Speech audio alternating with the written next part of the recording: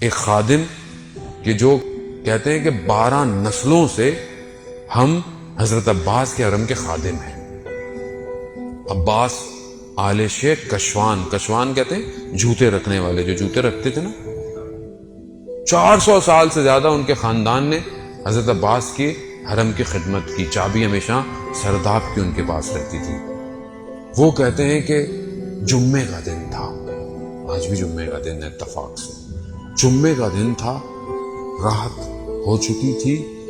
میں حرم میں بیٹھا ہوا تھا تو دیکھا کہ ایک عرب آیا اور اس نے کوئی ہاتھ میں کچھ چیز لپیٹی ہوئی تھی، اور جب ہٹایا تو دیکھا کہ کوئی ایسا لگتا تھا گوشت کا ٹکڑا ہی ہے بس.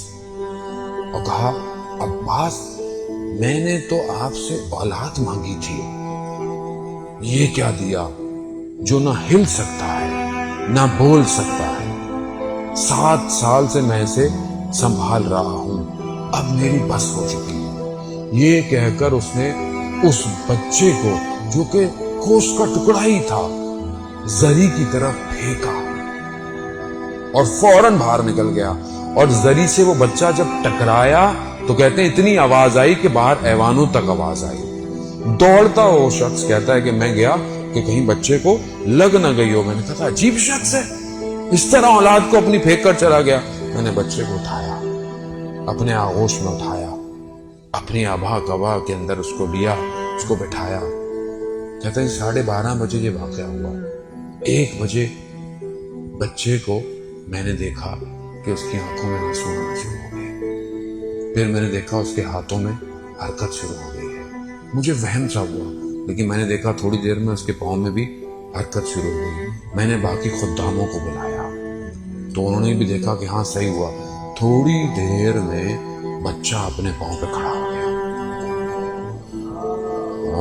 صلی علی محمد وعلی محمد.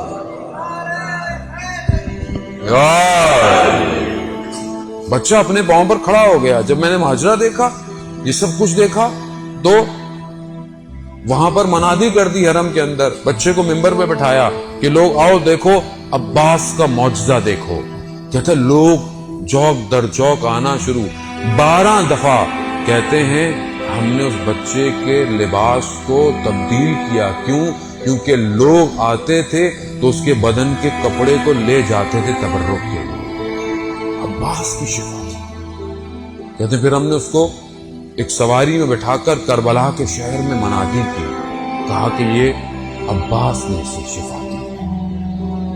کہتے ہم نے اس بچے سے پوچھا کہ تمہیں جب زری پر تمہارے باپ نے پھینکا تھا تو تمہیں چوٹ نہیں لگی؟ کہتا ہے جیسے ہی میرے باپ نے مجھے زری کی طرف پھینکا تھا تو زری سے 2 ہاتھ نکلے.